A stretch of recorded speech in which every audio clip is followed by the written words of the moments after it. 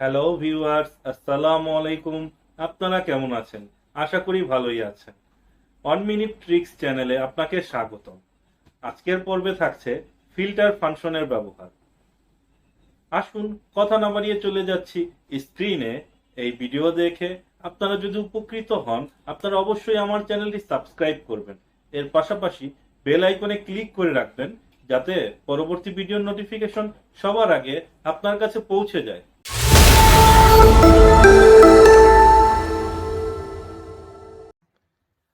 শুরুতে আমরা দেখব ফাংশন অ্যাভেলেবিলিটি। এটি মাইক্রোসফট অফিস 365 এবং মাইক্রোসফট অফিস এলটিএসসি প্রফেশনাল প্লাস 2021 ইউজারদের জন্য প্রযোজ্য। তো এখানে একটা ডাটাবেস দেয়া আছে, প্রোডাক্ট কোড, প্রোডাক্ট নেম এবং এমআরপি। আমরা ফাইন্ড করব মোর দেন অন, যদি একের অধিক থাকে। ইকুয়াল সাইন প্রেস করব, ফিল্টার লিখে ফাংশনটি অ্যাক্টিভেট করব ট্যাব বাটন প্রেস করে। তারপর অ্যারে। অ্যারে হচ্ছে সম্পূর্ণ ডাটাবেস। এই ডাটাবেসটাকে আমরা সিলেক্ট করব। সিলেক্ট করে কমা বাটন প্রেস করব।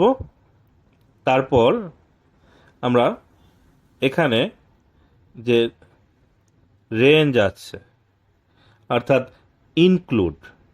ইনক্লুড প্রোডাক্ট নেম এবং ইকুয়াল দিয়ে ফাইন্ড অপশনে যেটা আছে সেটা লিখে এন্টার বাটন প্রেস করব।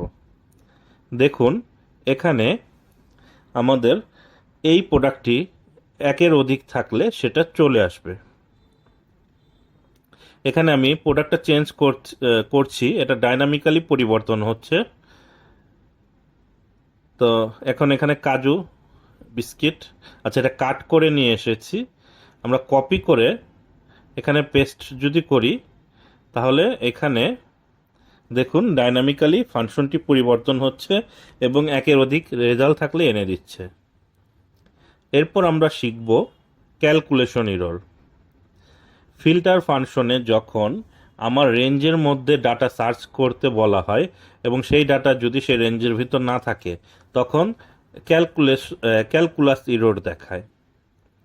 আমরা ফিল্টার ফাংশনটি অ্যাক্টিভেট করব, তারপর রেঞ্জটা সিলেক্ট করব সম্পূর্ণ ডাটাবেস হেডার বাদে। তারপর ইনক্লুডের মধ্যে আমরা যেহেতু আমরা এমআরপি ফাইন্ড করতেছি, এমআরপি সম্পূর্ণ ডাটাটি সিলেক্ট করে ইকুয়াল সাইন দিয়ে যে অ্যামাউন্টটা খুঁজে বের করতে চাচ্ছি সেটা সিলেক্ট করে দেব। যদি সেই রেঞ্জের মধ্যে না থাকে বা এক্সাক্ট অ্যামাউন্ট না থাকে, তাহলে সেটা আসবে না, ক্যালকুলাস এরর দেখাবে। দেখুন আমি এখানে 961 দিলাম, এখানে অন্যান্য ডাটাগুলো চলে আসলো। তো আপনারা জানলেন এই ক্যালকুলাস এরর নতুন একটি ধরনের এরর। এরপর আমরা জানব how to manipulate this type of error. দেখুন আমরা এখানে একটা প্রোডাক্ট নেম দিয়েছি যেটা আমার এক্সিস্টিং ডাটাবেজের ভিতরে নেই। এই প্রোডাক্ট নেমটি যখন দিব বা ফিল্টার ফাংশন দিয়ে ফাইন্ড করব, এটা ক্যালকুলাস এরর দেখাবে। আমরা ফিল্টার ফাংশনটি অ্যাক্টিভেট করলাম, সম্পূর্ণ ডাটাবেসটি সিলেক্ট করলাম। এখন ইনক্লুড অপশনের ভিতরে আমি প্রোডাক্টের রেঞ্জটি সিলেক্ট করে দিয়ে ইকুয়াল সাইন প্রেস করে আমরা এখানে ফাইন্ড অপশনে যে ডাটাটি আছে সেটা বসাবো। এখানে ক্যালকুলাস এরর দেখাবে। যদি এই ধরনের এরর দেখায়, এখানে একটা অপশনাল আর্গুমেন্ট আছে ইফ এমটি। আমরা ব্র্যাকেট মুছে দিয়ে কমা বাটনে লিখে ডাবল কোটেশন মার্ক দেব, তারপর লিখে দেব নট ফাউন্ড। নট ফাউন্ড লিখলে এখানে দেখুন নট ফাউন্ড দেখাবে। অর্থাৎ এই ইরোরটি আসলে আপনি যদি এখানে জিরো দিয়ে দিতে চান, এখানে জিরো আসবে। অর্থাৎ আপনারা ইরোর ম্যানিপুলেশন কিভাবে করতে হয় ফিল্টার ফাংশনের সহায়তা, এটা আপনারা শিখে নিলেন। এরপর আমরা দেখব এই ফিল্টার ফাংশনটি কিভাবে অটোমেটিক্যালি এক্সপান্ড করে। অর্থাৎ আমি যে ডাটা রেঞ্জটি সিলেক্ট করব, এই রেঞ্জের মধ্যে যদি আমি আরও ডাটা এন্ট্রি করি, যাতে এটি অটোমেটিক্যালি আমার রেজাল্ট শিটে চলে আসে। এখানে আমি ইকুয়াল সাইন প্রেস করব, ফিল্টার ফাংশনটি লিখে অ্যাক্টিভেট করব।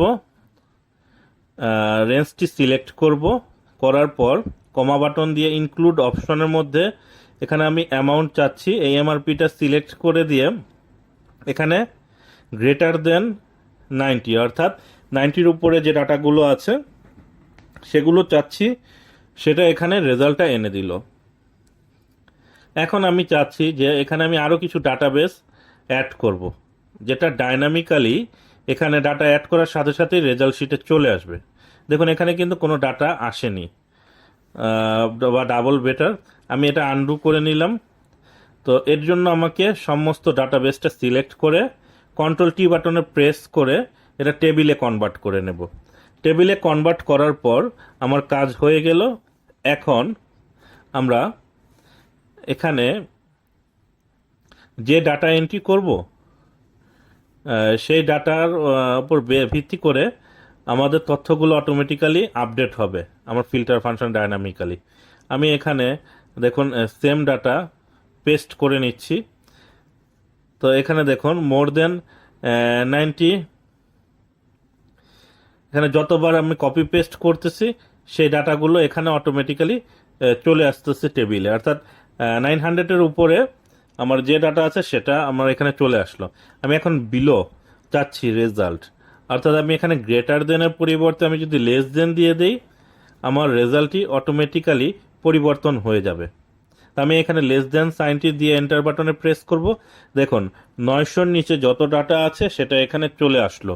তো এই ফিল্টার ফাংশনটি অনেক কার্যকরী একটা ফাংশন, আমাদের ডাটাবেজে বিভিন্ন রেজাল্ট শিট ব্যবহারে রেজাল্ট বের করতে আমাদের কাজে দিবে। তো আজকের ভিডিও এই পর্যন্ত।